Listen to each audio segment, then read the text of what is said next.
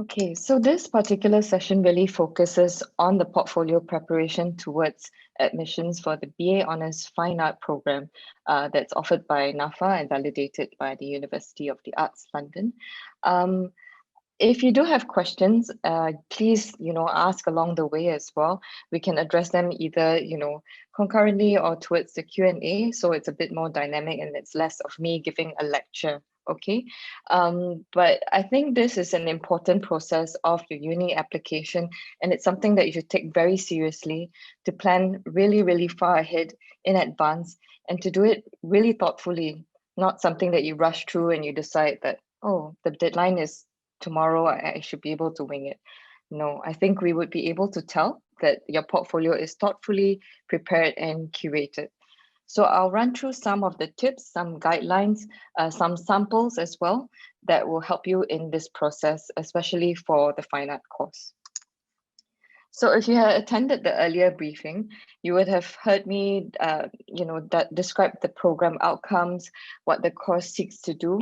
And a big part of what we do is looking at transdisciplinary practices, thinking about working collaboratively together, thinking about how we can use fine art as a kind of agency to shift, to change the artistic landscape. And we are looking for applicants who are not just, going to sit in the studio and make something beautiful and that's it. There should be a kind of multi-dimensionality to the work that you produce, to the practice that you seek to pursue. So in today's briefing, we will be running through a few things. Of course, the application in itself, what we're looking out for with a statement of intent, writing a statement, some do's and don'ts for your statement, what to include in your portfolio, some useful tips, and portfolio samples. So with the portfolio application, essentially we have two very key items that we will be looking at. So in addition to, your academic transcripts, your statement of intent, your portfolio, as well as an interview, these are the things that will, inform whether you would be admitted into the program, right? So we look at your application holistically, and you could be in, we don't just look at your academic results, but everything else as well to strengthen and augment your profile as an applicant. So I believe, like, if you have technical, sort of questions about the application process, that can be addressed later. But you will upload both your statement and portfolio on this following website. In it, we'll be looking at your statement of intent, which is 500 words really that outlines your interests, your research and artistic inquiry, what you intend to do and produce in the course of this study. Your portfolio should consist 5 best examples of your creative works. And with each work, you should support this with 3 visuals of developmental work. So what do we mean by that is that if you have experimentations, explorations, processes, for example, something that supports that kind of overall development, do include that in. Why this is important is because it gives us a detailed understanding of how you arrived to this point. And very often the creative journey is as important as interesting as the final outcome. So we will go through that in greater detail in the following slides, but these are the 2 things that we look out for. And also this will be supported by a letter of recommendation, either by, let's say, an internship or industry supervisor that you've been working with, if you've been working before coming into the program, or a lecturer who will vouch for your strengths and your achievements as a candidate. So like I mentioned, the statement of intent really outlines who you are. And very often we feel like, okay, it's just 500 words, how hard can it be? But planning this statement requires a few drafts.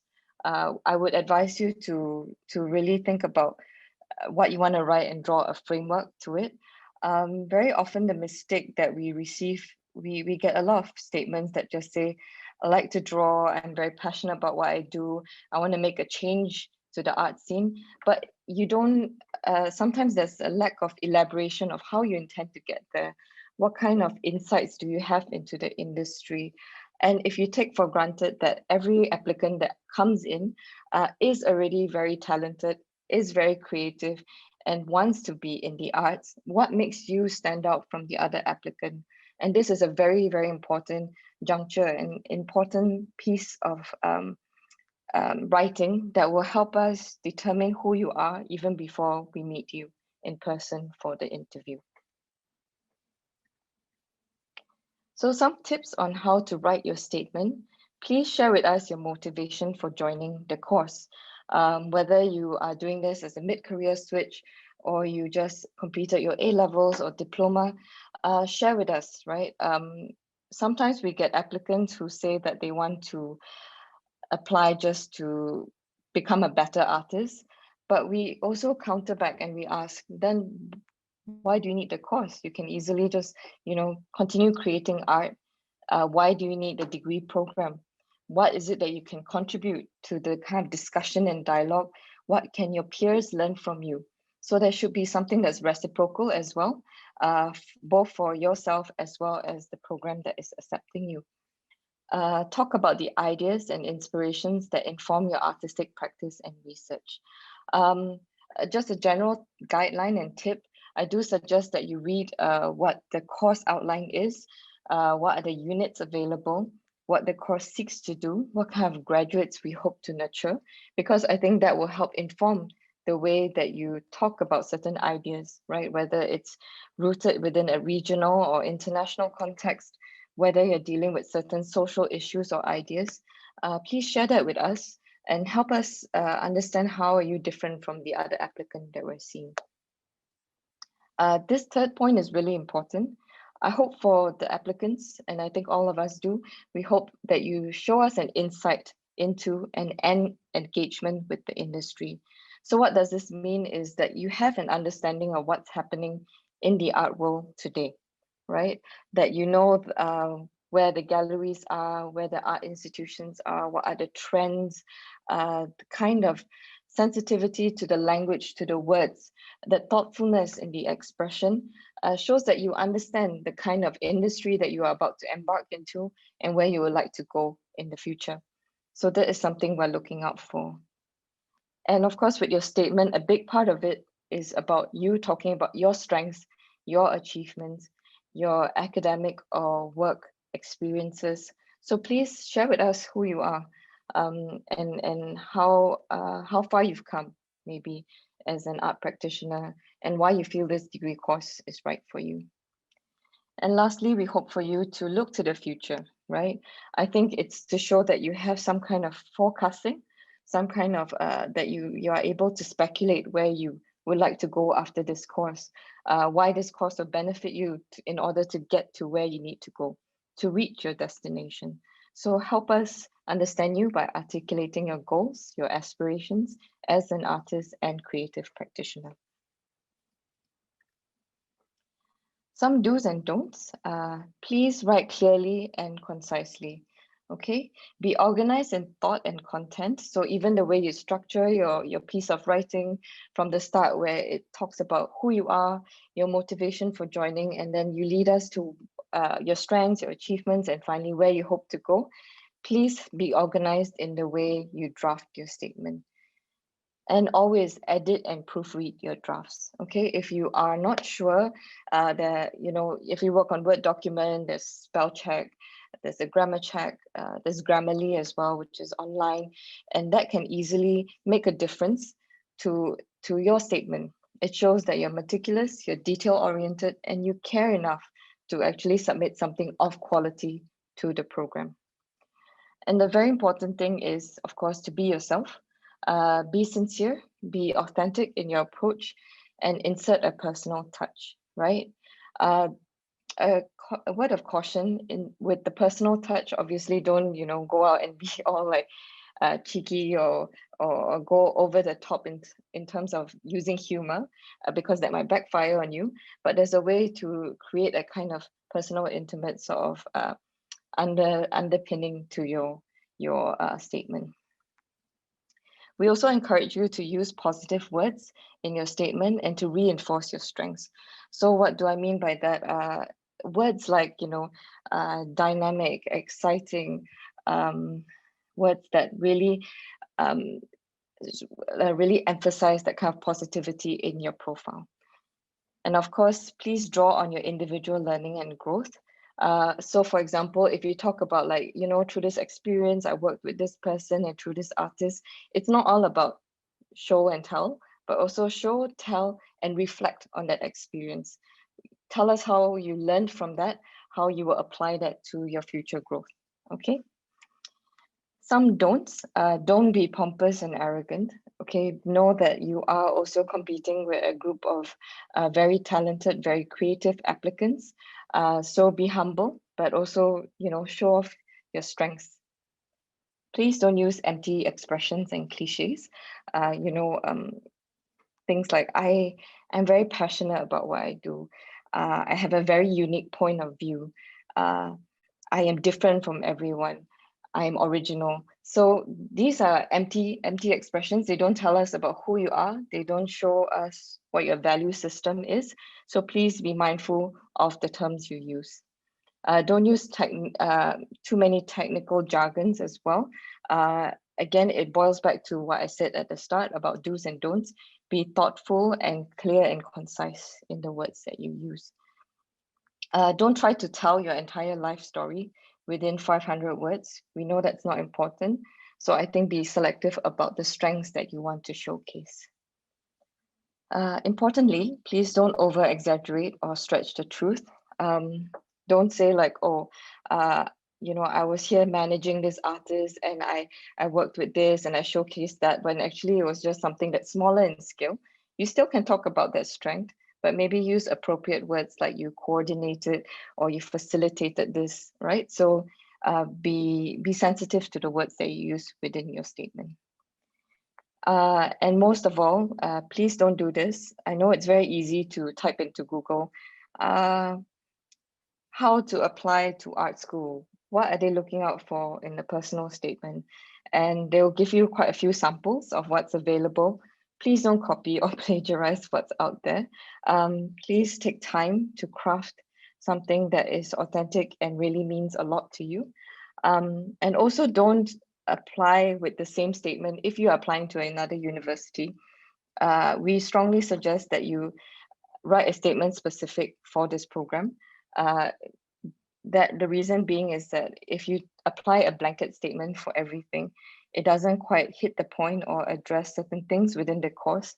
And I think that dilutes your intent and purpose as an applicant.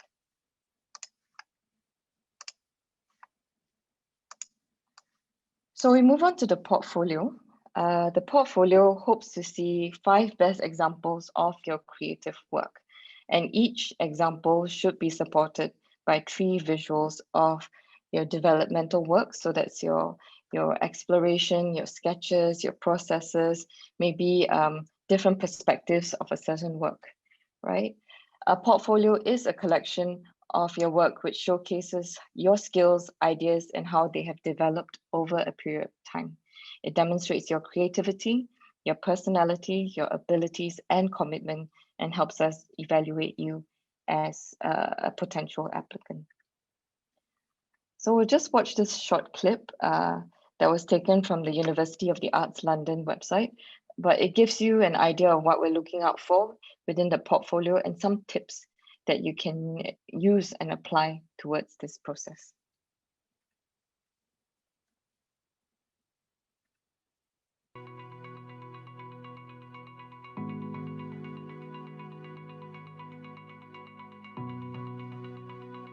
A portfolio should really tell us who you are. Portfolio is a visual or sometimes digital representation of someone's work. It's the place where you show people what you're about and what you're interested in. You can show video, you can show audio, you can show drawing, painting, sculpture, whatever. It's just something that you're proud of. It can be a range of different types of work, it can be a range of different techniques, but really we want to see who you are as an artist, designer, maker. It's really about cherry picking the things that students are most proud of, that they can really think this represents who I am as a person and where I want to go and what things I want to develop and progress further. Think of a portfolio as a visual diary, and if you're writing a diary, you can't do it in a day. It takes place over time. To show the process of how they've got to their idea, from the original research, documented, to concepts, and then selection of those concepts into more finished and refined pieces of work. So it needs to tell a story that you can't be there to tell. If you can show like how you've progressed from like a really dodgy doodle in your maths textbook 4 years ago, slowly to like a beautiful life-size sculpture, they can understand a lot about you and how your mind works. When we're actually doing portfolio reviews or interviews, we're looking at portfolio and we're looking for the individual. From everything from fashion to filmmaking, we want to see how their future is going to be supported by the work they've done to date. Often we have portfolios that look very similar. That is a problem for us. And so when we review them, we'll see one portfolio and we'll think, oh, that's a really interesting portfolio. And then we'll see the next one and it just looks the same. And we'll see the next one and it just looks the same. We'll think, actually, that's not a real indication. That's not that applicant's story. What we want to see is all the aspects of your creativity, your personal journey that's brought you there. Nobody can do that for you. And the more we learn about you through your portfolio, the better it is for us knowing that you're right for one of our courses. It gives you an opportunity to see how you've grown yourself as a filmmaker, as an animator, as a sound artist. So you can really see, okay, I started off here, and you know, it tells a story of your own development. It's okay to be messy. People want to see the mess. It has to show us the potential, it has to show us curiosity, it has to show us how you've worked through things. I should hopefully be able to look at your portfolio and then meet you and go, oh yes, that kind of matches up.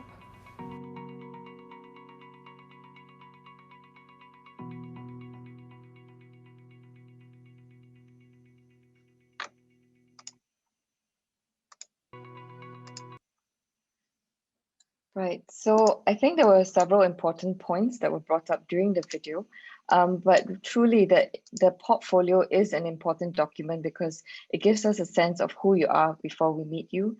And when we see your portfolio, when we read your personal statement and meet you in person during the interview, we should be able to see an alignment.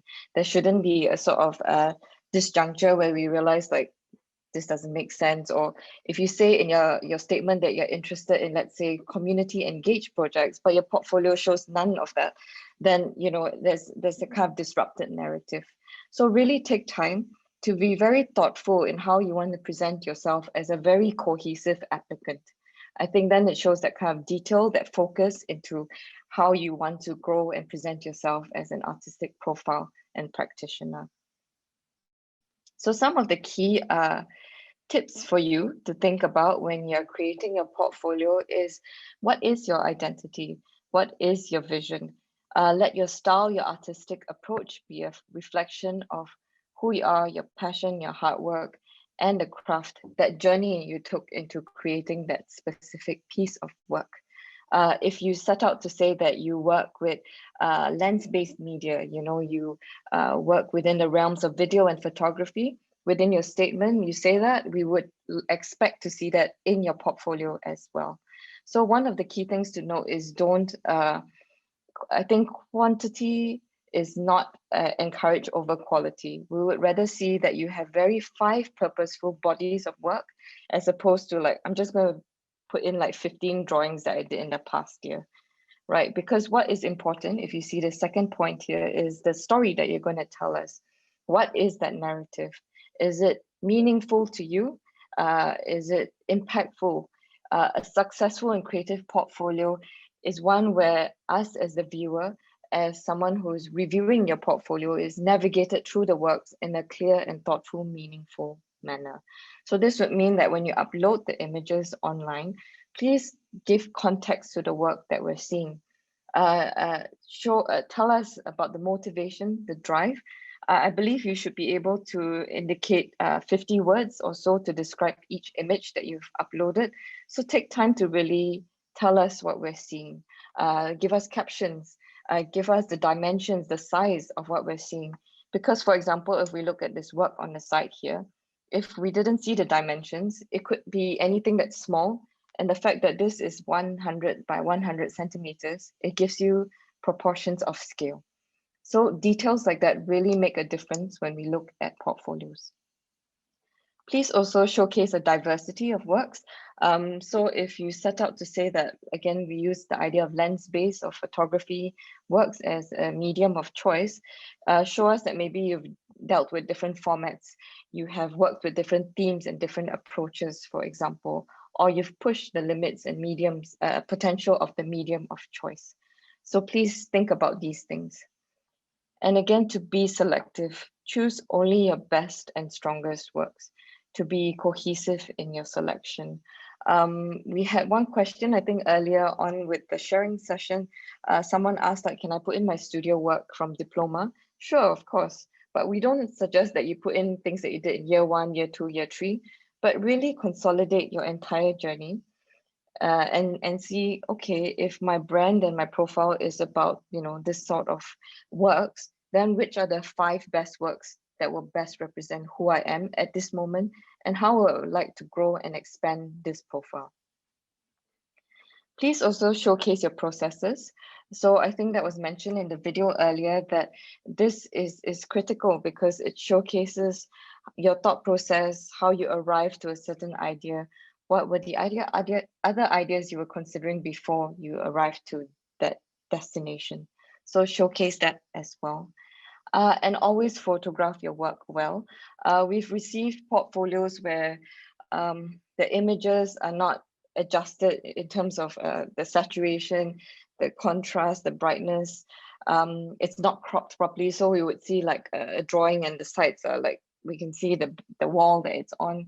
So just be slightly more detail oriented when you put together your portfolio. Set the stage, make sure your works are lit properly. Think about the multiple perspectives we're seeing. If your work is of 3-dimensional quality, you know, show us something that is of the entire work, and then maybe one that's close up so we can see the detail, and then something that shows us maybe another perspective. So imagine if we could experience your work in a physical space, how would you like us to see it? Okay. Or if you are doing more video or performative works, you can upload a video. I think there's a size limit, which is about 200 megabytes. Or if you feel like, you know what, I want to upload film stills, that's also possible as well to show the kind of gesture and movement within your work. So this is one example of a portfolio of one particular work. So if you see this work on the top left corner, this would be the main work done by one of our recent diploma and fine art graduates. So she exhibited this work at the grad show. And as you can see, it's an installation which has small objects on a pedestal, a plinth, and then also their prints, their photos on the wall. So if she had only submitted this one image, we would not be able to tell what we're seeing. We won't be able to see the detail. So you could also upload images of the individual items, as you can see here. This was her exploration of the McDonald's pepper packet, where she really looked at it in all different articulations, right? There's also up-close images from a different perspective of the work. Having an audience member in the picture is helpful because it gives us proportions of scale. We can tell how big the work is as well and how it's experienced within a space. If you have supporting documents, let's say research, for example, or you created a publication or a zine to show your different experimentations, please put that in as well. I think it gives a kind of deeper context to the works that we're seeing as well. This is also another example of a portfolio selection. So this is the main work, again, on the left. This was done by a recent diploma and fine art graduate as well. And what he did was he collected dust from various areas of Singapore on campus, and he created a dust sculpture at the end of the day. And what you see here are supporting images also of the collection of dust, and then the process of making and how he finally arrived to the finished product, right? And then he also had the dust study, which is something that he collected in his research into dust. So that really gives you a sense, or gives us a sense of how you arrived to the final product, and it makes you much more interesting as an applicant. So before we move into the Q&A, I would like to say that the world is your stage. It's really for you to decide how you want to curate your portfolio, what kind of identity you would hope to convey, what kind of messages within your profile are important to you, what is your value system. So this is up to you to define, and we will be happy to answer questions moving forth into the discussion. Thank you.